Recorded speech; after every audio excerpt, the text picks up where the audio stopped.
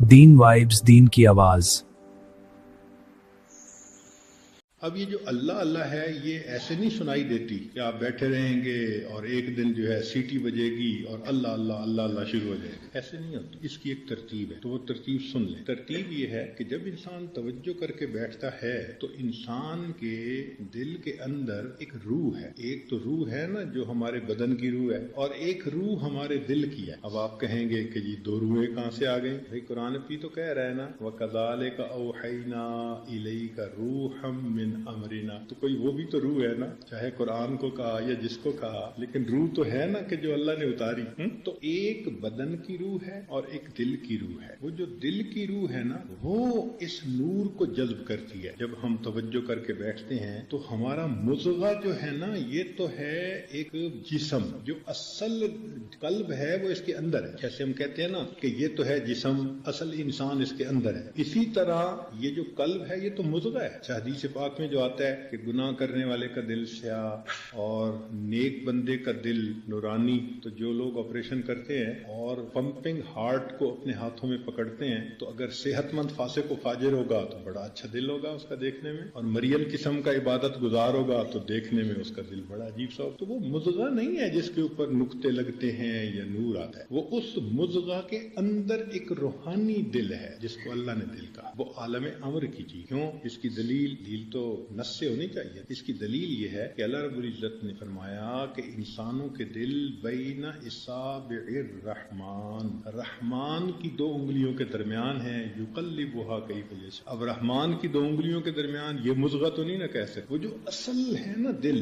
जो आलम अमर से आया वो रहमान की दो उंगलियों के। तो जिस तरह जिस्म में रूह आ गई, आप समझ ले कि उस रूह की आगे तफसीलात थी, एक तफसील दिल में भी आ गई। उस रूह को असल कल्ब कहते हैं। जो हमारा असल कल्ब है ना ये उस मुज़गा बर्तन के अंदर वो असल रूह है। तो जब हम बैठेंगे जिक्र करेंगे तो वो रूह अंदर से निकलती है। ताला खुलता है दिल का, और पिंजरे का ताला खुले तो परिंदा निकलता है। जब दिल के ताले खुले तो फिर वो अंदर जो पिंजरे के अंदर परिंदा था वो निकलता है। और कुल्लु शैइन यरजिउ इला असली, हर चीज अपनी असल की तरफ लौटती है। तो वो जो इंसान का रूह निकली गोया और ऊपर जाने लगी आलम अमर की तरफ, तो अब वो जो इंसान का मुज़गा है ना उसमें एक वाइब्रेशन सी फील होती है। ये साया है वो असल है। जब असल जा रही है तो साये में भी तो कुछ न कुछ मूवमेंट होगी ना। तो इसको कहते हैं तहर्रुक। दिल की दो हरकतें होती हैं। एक होती है दिल की पंपिंग, वो यूं होती है 1 मिनट के अंदर 65 मरतबा 70 मरतबा। तो वो तो पंपिंग है, पंपिंग ऑफ द हार्ट है कि खून पंप कर रहा है। बस वो इस फ्रीक्वेंसी पे होती है। ये बहुत छोटी फ्रीक्वेंसी। जब इंसान का कल्ब जारी होता है तो उसको एक तहर्रुक महसूस होता है। वो तहर्रुक क्या कि एक वाइब्रेशन होती है। वो वाइब्रेशन भी ऐसे होती है। अब ये वाइब्रेशन कितनी तेज है? इस वाइब्रेशन की मिसाल यूं समझें कि अगर बस स्टार्ट करके खड़ी कर दी किसी ने और आप अंदर बैठे हुए हैं तो आपका पूरा जिस्म जो है ना वो एग्जैक्ट पूरे जिस्म के अंदर आपको ये कैफियत महसूस हो। जब मुराकबा करते करते पूरे जिस्म में ये कैफियत आप महसूस करना शुरू कर दें तो आप समझ लें कि अब मुझे तहर्रुक की नेमत अल्लाह ने अता कर। लेकिन तहर्रुक की नेमत से पहले इंसान को लतीफे के अंदर दर्द महसूस। ये अक्सर सालकीन महसूस करते हैं और कहते हैं जी हम मुराकबे में बैठते हैं, हमें यहाँ दर्द होती है। भाई जब पिंजरे से निकलेगा परिंदा तो दर्द तो होगी, पूरी रूह निकलेगी तो फिर भी दर्द होगी, वो तो बहुत ज्यादा होगी। अब ये छोटी सी रूह निकल रही है तो दर्द तो होती है। तो ये दर्द अच्छी अलामत है। जो मुराकबे में बैठने वाले लोग इब्तिदा में दर्द महसूस करते हैं तो ये दर्द एक अच्छी अलामत है, ये बुरी अलामत नहीं है। कई लोग घबरा जाते हैं जी मुझे कोई हार्ट प्रॉब्लम तो नहीं होगी। नहीं, हार्ट प्रॉब्लम तो आपको पहले से थी, वो तो अब पता अब चल रहा है, तो घबराने वाली बात नहीं है। तो ये दिल की दर्द जो है ये जरा मीठी मीठी होती है, बियरेबल होती है। ऐसी नहीं होती कि बंदा बर्दाश्त ही ना कर सके, मगर होती है। मर्दों को भी, औरतों को भी, छोटों को भी, बड़ों को भी, तरतीब एक है। कुछ लोगों को जरा ज्यादा फील होती है, कुछ को जरा कम फील होती है, मगर होती सबको है। और फिर बैठे रहने से पहले दर्द महसूस होगी, फिर दर्द के बाद एक हरकत सी महसूस होगी, और ये हरकत बहुत तेज होगी। ये पैल्पिटेशन ऑफ हार्ट से डिफरेंट हरकत है। इन दोनों को कंफ्यूज न करें। बाज दोस्त मुराकबे में बैठते हैं और दिल की پمپنگ کے ساتھ اللہ تصور میں کر رہے ہوتے ہیں. اللہ اللہ کرنا تو نہیں ہے مراقبے میں, اللہ اللہ سننا ہے. تو دو ڈفرینٹ کام ہیں. خود اللہ اللہ نہیں کرنا, خود اللہ اللہ کریں گے تو دل کی پمپنگ کے ساتھ ہم بھی حرکت کر رہے ہوں گے. پھر خط لکھتے ہیں حضرت مجھ سے تو 10 منٹ کے بعد مراقبہ ہی نہیں ہوتا. بھائی طریقہ کار جو غلط ہے اس لیے 10 منٹ سے زیادہ کرنا مشکل ہے. جب طریقہ کار ٹھیک ہوگا پھر گھنٹوں بیٹھ سکیں گے. تو طریقہ کار یہ ہے کہ یوں سمجھیں کہ دل بول رہا ہے, میں سن رہا ہوں. دل کے کان لگا کے بیٹھیں, توجہ سے بیٹھیں, پرسکون ہو کے بیٹھیں. پہلے درد محسوس ہوگی, پھر درد کے بعد کچھ تحرک محسوس ہوگا. یہ تحرک ایک لمبا عرصہ چلے گا اور یہ تحرک اتنا واضح ہو جاتا ہے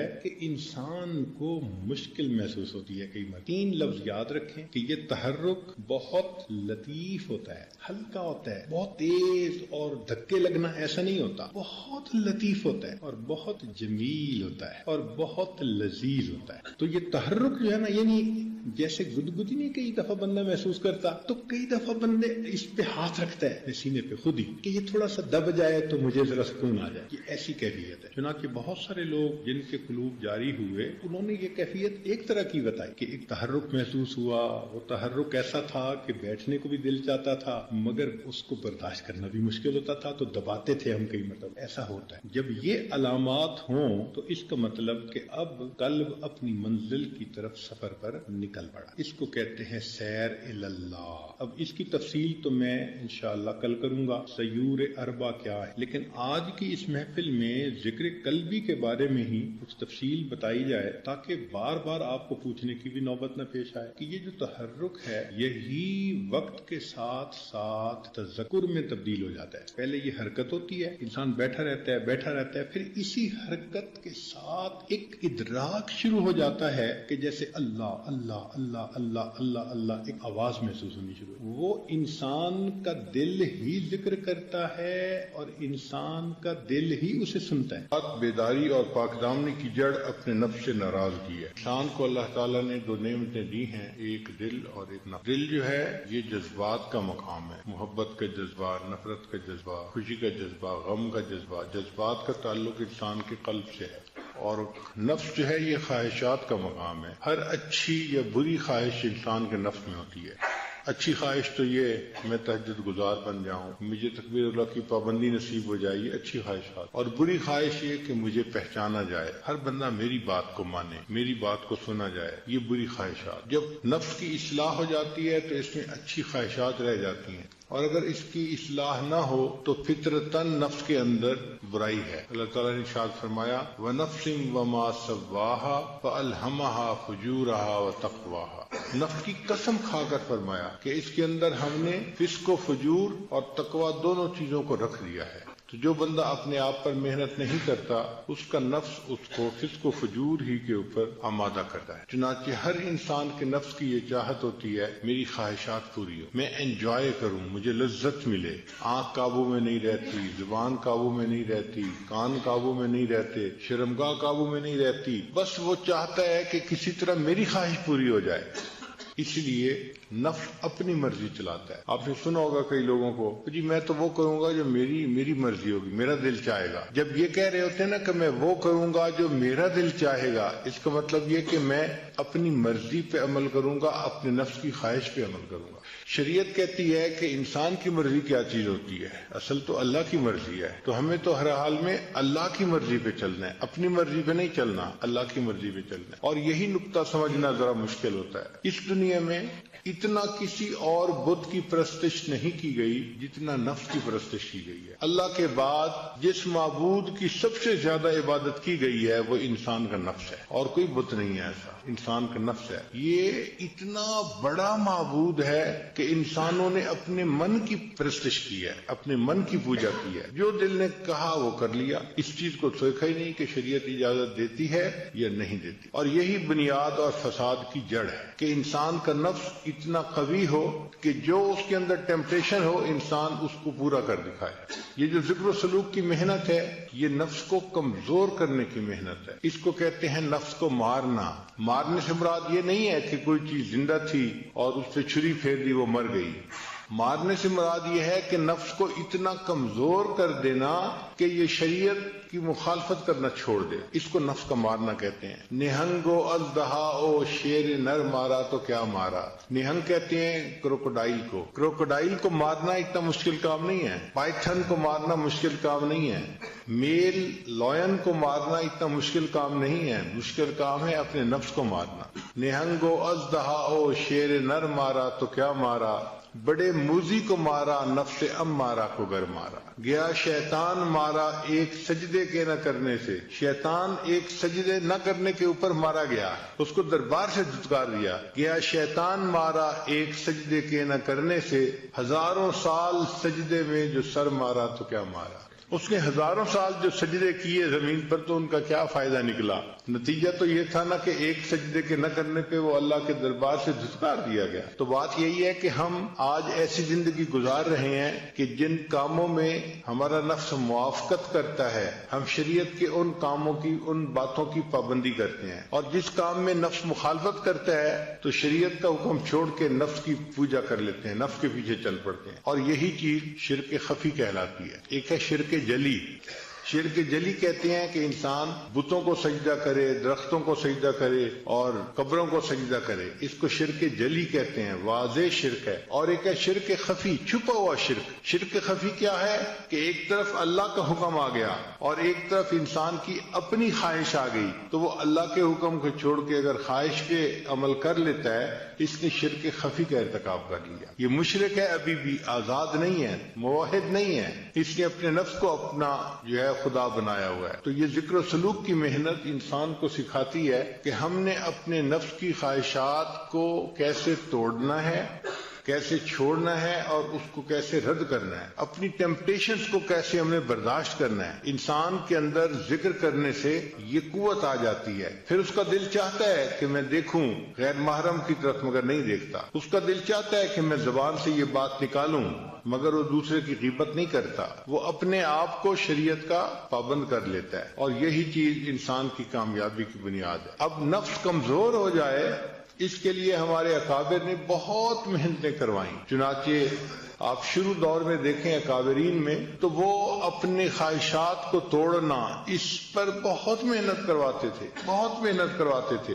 دل میں چاہت پیدا ہوئی نہیں پوری کرنی تاکہ نفس کمزور ہو جائے۔ مقصد کیا تھا؟ نفس کمزور ہو جائے۔ یہاں تک کہ اگر پانی کا گھڑا دھوپ میں پڑا ہے تو جی چاہا کہ اس کو اٹھا کے میں سائے پہ رکھ دوں، ٹھنڈا ہو جائے گا پانی ذرا، تو نہیں، نفس چونکہ چاہ رہا ہے میں نے ایسا نہیں کرنا، تو نہیں کرتے تھے۔ پھر کھانا نہیں کھاتے تھے، بعض کے بارے میں تو یہاں تک مشہور ہے کہ انہوں نے روٹی لکڑی کی بنوائی اور گلے میں لٹکا لی۔ جب بھوک لگتی تھی تو وہ لکڑی کی روٹی کو دانتوں میں چباتے تھے، اے نفس تو مجھے اللہ کی مخالفت پہ جو ہے آمادہ کرتا ہے، میں تجھے کھانا کیوں دوں؟ تو کھانا ہی نہیں کھاتے تھے، اتنا مجاہدہ کرتے تھے، پانی نہیں پیتے تھے، کھانا نہیں کھاتے تھے۔ یہ جو ہے نا قلت کلام، قلت منام، قلت طعام، یہ سب ٹرم نکلی اسی لیے اپنے نفس کو کمزور کرنے کی خاطر کہ انسان کم بولتا ہے تو کم گناہ کرتا ہے، تو کم بولے۔ آج کل ہم زیادہ بولنے کے مریض ہیں، اس لیے ہمیں بار بار اعلان کرنا پڑتا ہے، بھئی مسجد ہے، اعتکاف ہے، آپ آہستہ بولے، آہستہ بولے۔ اس کی وجہ کیا ہوتی ہے کہ ہم نے چپ کے مزے نہیں لیے ہوتے، ہمیں خبر ہی نہیں کہ چپ کے مزے کیا ہوتے ہیں۔ یہ چپ کے مزے ایسی نعمت ہیں کہ جس بندے کو نصیب ہو جائے اس کا بولنے کو دل نہیں چاہتا، وہ خاموش بیٹھا اپنے رب کی یاد میں لگا ہوا ہوتا ہے۔ حضرت خواجہ باقی رحمۃ اللہ علیہ بہت خاموش رہتے تھے۔ ایک بندے نے کہا کہ حضرت آپ کچھ نصیحت کریں، آپ کی نصیحت سے لوگوں کو فائدہ ہوگا۔ تو حضرت نے جواب میں کہا جس نے ہماری خاموشی سے کچھ نہیں پایا وہ ہماری باتوں سے بھی کچھ نہیں پائے گا، جس نے ہماری خاموشی سے کچھ نہیں پایا وہ ہماری باتوں سے بھی کچھ نہیں پائے گا۔ تو خاموش رہنا آسان کام نہیں ہے، بندے کی ایک طبیعت بنی ہوتی ہے بولنے کی، اور ذرا موقع ملتا ہے تو بولنا ہی شروع کر دیتا ہے، رکنا بھی چاہے تو رک نہیں سکتا۔ اور جس کو خاموشی کے مزے اللہ تعالیٰ فرما دیں اس کا دل گھبرا رہا ہوتا ہے کہ کیوں اتنی ٹر ٹر ہو رہی ہے۔ جیسے برسات کے موسم میں مینڈک ہوتے ہیں نا تو ٹر ٹر ٹر ہو رہی ہوتی ہے، ایک آواز آ رہی ہوتی ہے مستقل. اسی طرح بندہ چپ نہیں رہ سکتا، ٹر کرتا رہتا ہے، بولتا رہتا ہے. ہمارے مشائخ مراقبہ سکھانے کے لیے خاموش رہنا سکھاتے تھے. چنانچہ حضرت اقبستانی رحمۃ اللہ کی خانقاہ پہ جو بندہ تربیت کے لیے آتا تھا، پہلا کام اس کے ذمہ لگتا تھا کہ آپ نے کلام نہیں کرنا، بات نہیں کرنی، چپ رہنا ہے. ہاں سلام اگر کوئی کرے تو اس کا جواب دے سکتے ہیں چونکہ وہ واجب ہے، اس کے علاوہ کلام نہیں کر سکتے. تو صرف سلام کا جواب دینے کی اجازت تھی، اس کے علاوہ کلام کرنے کی اجازت نہیں تھی. حضرت خواجہ مجذوب رحمۃ اللہ علیہ چونکہ شاعر تھے اور ان سے لوگ زیادہ واقف بھی تھے اور مانوس بھی تھے، تو ان سے زیادہ باتیں کرنے کی کوشش کرتے تھے. تو حضرت خواجہ مجذوب رحمۃ اللہ نے کیا کیا تھا، ایک گتے کے اوپر لکھ دیا تھا خاموش، اور داغا ڈال کے اس کو گلے میں لٹکا لیا تھا. تو اگر کوئی بندہ ان سے بات کرنے لگتا تھا تو وہ اس کی طرف اشارہ کر دیتے تھے، صرف بھائی دیکھ لو یہ سائن ہے خاموش. اس طرح خاموش رہتے تھے. حضرت مفتی محمد شفیع رحمۃ اللہ علیہ اور حضرت مولانا یوسف النوری رحمۃ اللہ علیہ کے بارے میں آتا ہے کہ جب دونوں شہزادوں نے علم حاصل کر لیا تو تھانہ بھون حاضر ہوئے کہ حضرت کی خدمت میں کچھ وقت رہتے ہیں. اب جب وہاں گئے تو عشاء کی نماز پڑھ کے کمرے میں آئے. دونوں کو رہنے کے لیے ایک ہی کمرہ دے دیا گیا تھا. تو کچھ بیٹھے تو کوئی بات چیت شروع ہو گئی، تازہ علم پڑا ہوا تھا، بات ہوتی گئی. تھوڑی دیر کے بعد جو خانقاہ کا خادم تھا بوڑھا، وہ آیا، اس نے آ کے دروازہ کھٹکھٹایا کہ جی خانقاہ میں عشاء کے بعد باتیں کرنے کی اجازت نہیں ہے، آپ چپ ہو جائیں. وہ چپ ہو گئے، مگر اس کو روٹین میں لیا اور تھوڑی دیر کے بعد پھر کوئی مسئلہ شروع ہو گیا، پھر باتیں شروع ہو گئیں. جب پھر باتیں شروع ہونے لگیں تو تھوڑی دیر کے بعد وہ خانقاہ کا خادم آیا اور اس نے آ کے کہا کہ جی مجھے حضرت کی طرف سے یہ حکم ہے کہ جو ایک دفعہ منع کرنے پہ نہ رکے اور پھر باتیں کرتے رہے، اس کی سامان کی گٹھڑی اس کے سر کے اوپر رکھو اور اس کو خانقاہ سے دھکا دو، جاؤ. جب آپ نے بات سمجھنی نہیں تو رہنے کا کیا فائدہ، کیوں وقت اپنا بھی ضائع کر رہے ہو، ہمارا بھی ضائع کر رہے ہو. تو اس نے کہا جناب میں دوسری دفعہ آ کے بتا رہا ہوں، اب اگر میں نے آپ لوگوں کی آواز سن لی تو میں نے آپ کا سامان آپ کے سر پہ رکھنا ہے اور آپ کو خانقاہ سے نکال دینا ہے. پھر دونوں کو احساس ہوا کہ خاموشی کی اہمیت کتنی تھی، کتنا سیریس معاملہ تھا. پھر اس کے بعد وہ نہیں بولے. ایک عالم آئے حضرت تھانوی رحمۃ اللہ کو ملنے کے لیے، بڑے عالم تھے مگر حضرت نے انہیں کہا کہ آپ نے بات نہیں کرنی، چنانچہ وہ بالکل نہیں بولتے تھے. تو تھانہ بھون کے جو مقامی لوگ تھے وہ ان کو گونگا سمجھتے تھے، کیونکہ کبھی بولتے سنا جو نہیں، اس کو کوئی بات بھی کرنی ہوتی تھی تو اشاروں سے کرتے تھے، تو لوگ ان کو گونگا سمجھتے تھے. جب وہ کچھ عرصہ رہے اور ان کے اوپر رنگ چڑھ گیا تو اب حضرت نے ایک دن انہیں کہا کہ آپ درس قرآن دیں. تو انہوں نے درس قرآن دینا شروع کیا تو مقامی لوگ حیران تھے اور آپس میں باتیں کر رہے تھے کہ دیکھو حضرت گنگوہی کی کرامت کے گونگے بندے نے بھی بولنا شروع کر دیا. تو مشائخ اتنا چپ کا مجاہدہ کرواتے تھے کہ بات ہی نہیں کرنی، اور واقعی چپ کے اپنے مزے ہیں، ہم اس سے واقف نہیں ابھی. اگر واقف ہو جائیں تو بات کرنا ہمیں مشکل نظر آئے، دل نہ چاہے بات کرنے کو. تو خانقاہوں میں جو رکھ کے محنت کروائی جاتی تھی، کم کھانا، کم بولنا، کم سونا، اس کم کا اصل مقصد یہ ہوتا تھا کہ نفس کمزور ہو جائے اور انسان کے لیے شریعت کے اوپر چلنا آسان ہو جائے، یہ شریعت پر چلنے کے راستے میں رکاوٹ نہ بنے. اس لیے اپنی خواہشات کو توڑنا یہ سب سے بڑی چیز سکھائی جاتی تھی کہ بھئی کوئی بھی خواہش دل میں پیدا ہو اس پر عمل نہیں کرنا. حضرت عبداللہ ابن عمر رضی اللہ تعالیٰ عنہ کے دل میں ایک مرتبہ خواہش پیدا ہوئی کہ میں مچھلی کھاؤں. بیمار بھی تھے، آخری وقت تھا، تو بیوی نے مچھلی بنوائی. جب مچھلی بن کے تیار ہوئی اور دسترخوان پہ لائی گئی تو اس وقت دروازے پہ ایک سائل آ گیا. اس نے کہا جی کہ مجھے اللہ کے لیے کچھ دے دو. حضرت نے وہ مچھلی اٹھا کے سائل کو پکڑا کہ میں نے اس کو آخرت کے لیے ذخیرہ بنا دیا. یعنی اپنی خواہش پہ عمل نہیں کرنا کہ میرے اندر چاہت جو پیدا ہوئی تھی کہ میں مچھلی کھاؤں، میں نے اپنی چاہت پہ عمل نہیں کرنا. اور آج کل تو اپنی ہی چاہت کا یعنی ماحول بنا ہوا ہے. ہر بندہ، کیا مرد اور کیا عورت، کرنا وہ ہے جو میرا دل چاہے، میرا جی چاہے. چھوٹے سے لے کے بڑے تک ایک ہی چیز ہے، اپنی خواہش پہ عمل کرنا. اس وجہ سے آج نفس اتنے موٹے ہیں کہ انسان کے قابو میں نہیں، اور ان کو کمزور کرنا ایک مشکل کام بن گیا ہے. حتیٰ کہ لوگ نیکی والی زندگی بھی اختیار کر لیتے ہیں، نیکی پہ آ بھی جاتے ہیں، مگر من مانی اتنی ہوتی ہوتی ہے کہ ذرا نفس کے کچھ خلاف ہو جائے تو پھر دیکھو ان کو غصہ کیسے آتا ہے, اوفینڈ کیسے ہو جاتے ہیں, او فوراً ایک ڈفرینٹ بندہ نظر آنا شروع ہو جائے گا. ناگوار چیز تو برداشت ہی نہیں نہ ہوتی, اور اسی لیے ہمارے مشائخ جو ڈانٹ ڈپٹ کیا کرتے تھے نا, اس کا مقصد اصل یہی تھا کہ ناگوار چیز کو برداشت کرنے کی عادت آ جائے. اصل مقصد یہ تھا. اور انہوں نے فرمایا کہ اگر شیخ بلا وجہ کسی بندے کو جوتے مارے تو اس کو چاہیے کہ وہ جوتا پھر اٹھا کے اپنے شیخ کو دے. اور یہاں تو بات بات پہ لاجکس چلتی ہیں, اور یہ ایسے ہے اور یہ ایسے ہے, اور مقصد کیا ہوتا ہے کہ بس جو میری خواہش ہے وہ پوری ہو جائے. تو تصوف سیکھنے کے اصل مقصد ہے اپنے نفس کو کمزور کرنا اور اس کو شریعت کی لگام ڈالنا. جس نے اپنے نفس کو شریعت کی لگام ڈال لی اس نے گویا اپنے نفس کو مار لیا, اور دنیا جہان کی سعادتیں اس بندے کو نصیب ہو گئیں. چنانچہ تمام باطنی بیماریوں کا تعلق نفس کے ساتھ ہے.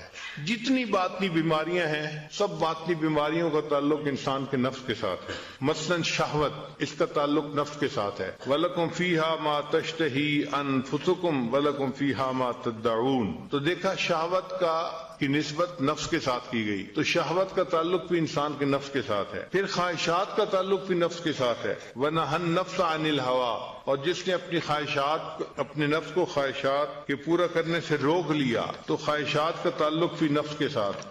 پھر تیسری چیز ہے حماقت. حماقت کا تعلق بھی نفس کے ساتھ ہے. الا من صفح نفسا, صفاحت کہتے ہیں احمق یعنی حماقت کو, تو الا من صفح نفسا, مگر وہی کہ جس نے احمق بنایا اپنے آپ کو, تو اس کا تعلق بھی نفس کے ساتھ ہوا. پھر بخل کا تعلق بھی نفس کے ساتھ ہے. وَأُحْضِرَتِ الْأَنفُسُ الشُّحَّ, یہ جو شح ہے نا, ہرس, یہ انسان کے نفس میں ہوتی ہے. پھر حسد کا تعلق بھی نفس کے ساتھ ہے. قرآن پاک میں فرمایا حسدا من عند انفسہم, ان کے نفوس کے اندر حسد تھا. پھر تکبر بھی نفس کے اندر ہوتا ہے. لقد استکبروا فی انفسہم, تحقیق بہت تکبر رکھتے ہیں اپنے نفوس میں, یعنی تکبر بھی نفس میں, شہوت بھی نفس میں, حسد بھی نفس میں, بخل بھی. تو یہ تمام بیماریوں کا مجموعہ تو نفس میں ہو گیا.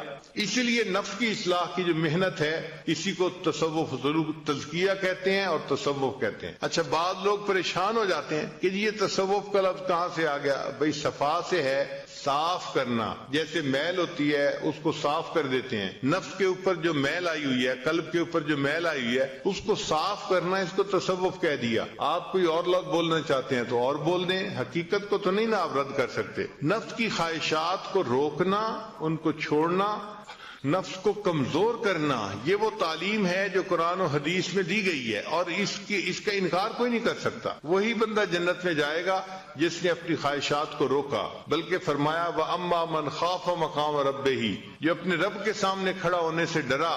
وَنَهَى النَّفْسَ عَنِ الْهَوَىٰ, اور اس نے اپنے نفس کو خواہشات میں پڑنے سے روک لیا.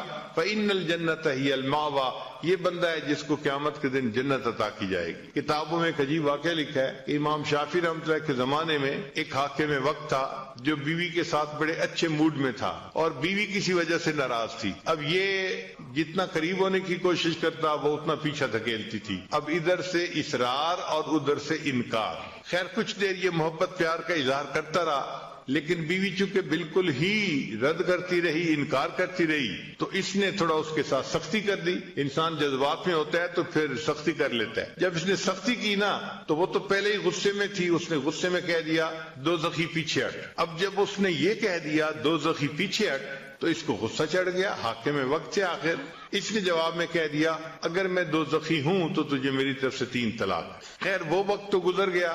جب تھوڑا عقل ٹھکانے میں آئی, غصہ ٹھنڈا ہوا, تو بیوی نے بھی سوچا کہ مجھے اس کو دوزخی تو نہیں کہنا چاہیے تھا, غلط کام کیا میں نے. اور خامد نے سوچا اگر اس نے کہہ دیا تھا تو مجھے طلاق تو نہیں دینی چاہیے تھی. دونوں نے اپنی اپنی غلطی کا اعتراف کیا, مگر مسئلہ یہ تھا کہ طلاق واقع ہوئی ہے یا نہیں ہوئی. اب یہ مشروط طلاق تھی کہ اگر میں دوزخی تو تجھے 3 طلاق. تو کنڈیشنل طلاق تھی. اب فیصلہ کون کرے کہ تم جنتی ہو یا جہنمی ہو؟ یہ تو کوئی فیصلہ نہیں کر سکتا. یہ تو فیصلہ قیامت کے دن میزان پہ اعمال تلنے کے بعد ہوگا. کون جنتی ہے, کون دوزخی ہے, کون مقبول ہے, کون مردود ہے. بے خبر کیا خبر تجھ کو کیا کون ہے, جب تلیں گے عمل سب کے میزان پر تب کھلے گا کہ کھوٹا کھرا کون ہے. یہ کھوٹے کھرے کا تو پتہ قیامت کے دن جا کے چلے گا, اس سے پہلے تو نہیں چلتا. اب جس عالم سے وہ جا کے مسئلہ پوچھتے وہ عالم کہتا بھئی میں تو نہیں اس کا جواب دے سکتا, حتیٰ کہ یہ بات ٹاک آف دی ٹاؤن بن گئی.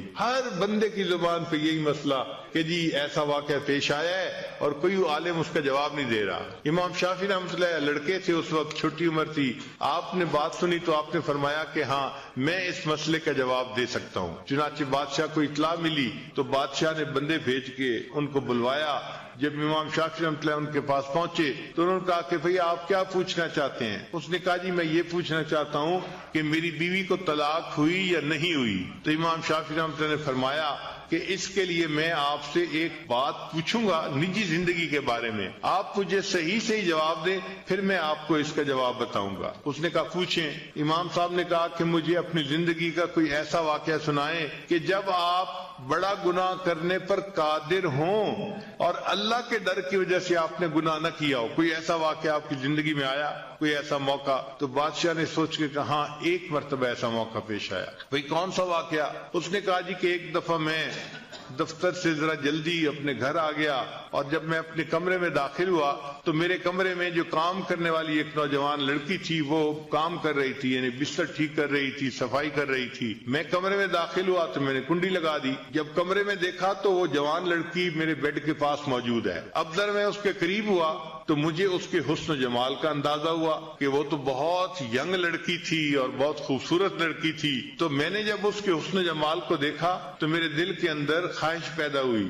اب اللہ نے عورت کو سمجھ دی ہوتی ہے, چنانچہ وہ لڑکی فوراً سمجھ گئی بادشاہ کے انداز سے کہ اس کے قدم اٹھانے کا انداز اچھا نہیں ہے. تو جب بادشاہ اس کے ذرا قریب ہوا نا تو لڑکی نے کہا یا ملک اتق اللہ, اے بادشاہ اللہ سے ڈر.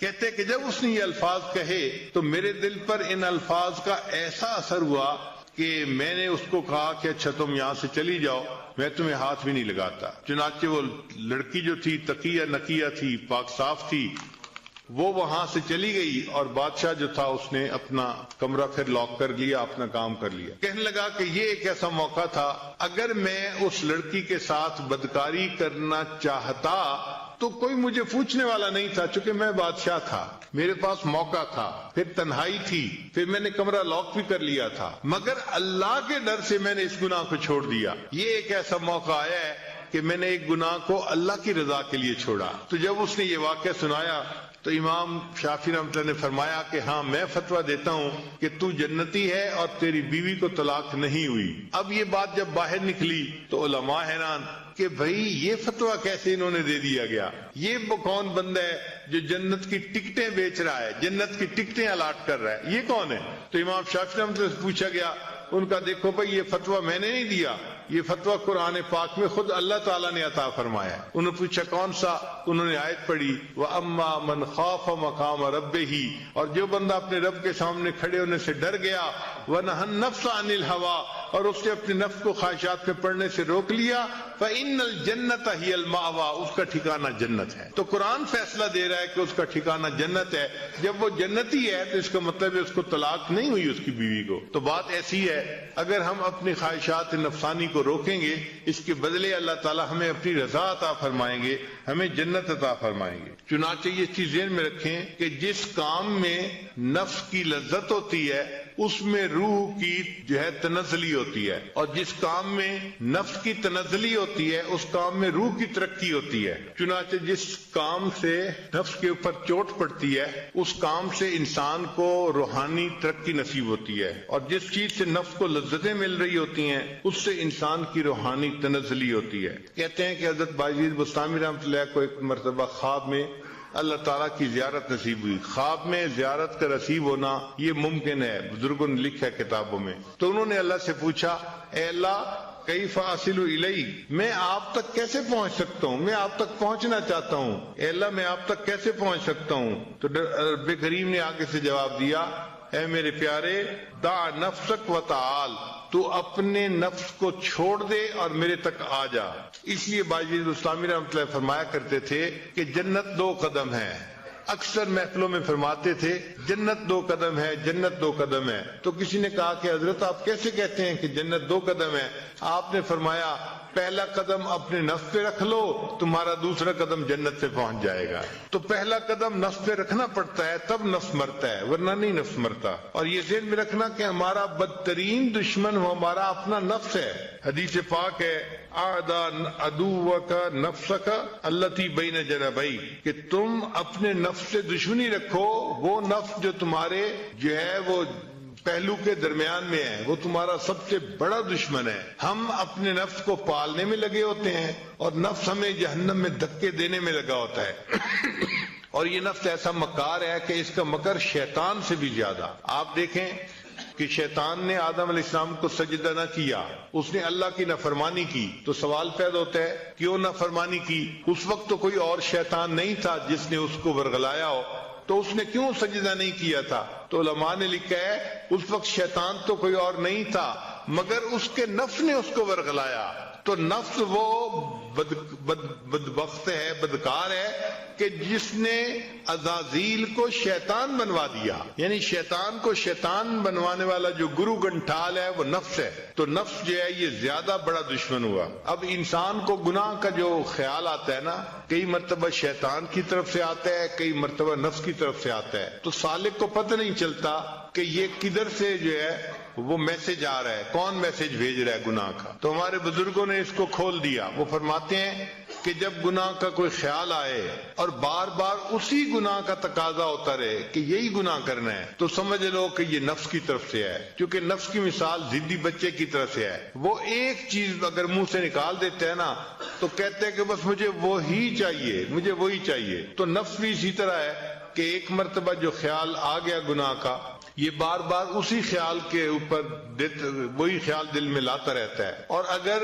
شیطان کسی کے دل میں گناہ کا خیال ڈالے اور بندہ اس کو رد کرے تو شیطان اس گناہ پہ جمع نہیں رہتا، یہ پھر دوسری آپشن بھیج دیتا ہے، اچھا یہ نہیں ہو سکتا تو چلو یہ کر لیں، اچھا یہ نہیں ہوتا تو چلو یہ کر لیں، دوسری آپشن، تیسری آپشن، چوتھی آپشن۔ مقصد اس کا یہ ہے کہ کہیں نہ کہیں گناہ کی تشکیل ہو جائے اس کی، اگر ایک میں نہیں ہوتی تو دوسرے میں، نہیں ہوتی تو تیسرے میں۔ تو اگر آپ کے ذہن میں گناہ کا خیال آئے اور آپ اس کو روکیں اور روکنے پر گناہ کی آپشن نئی سے نئی آتی رہے تو آپ سمجھ جائیں کہ یہ میسج شیطان بدبخت بھیج رہا ہے۔ اور اگر اسی گناہ ہی کا ذہن کے اندر جو ہے وہ خیال رہے تو آپ سمجھ لیں کہ یہ میرا نفس ہے جو میرے ساتھ مکاری کر رہا ہے۔ اسلام کی آفت نفس کی خواہشات ہیں۔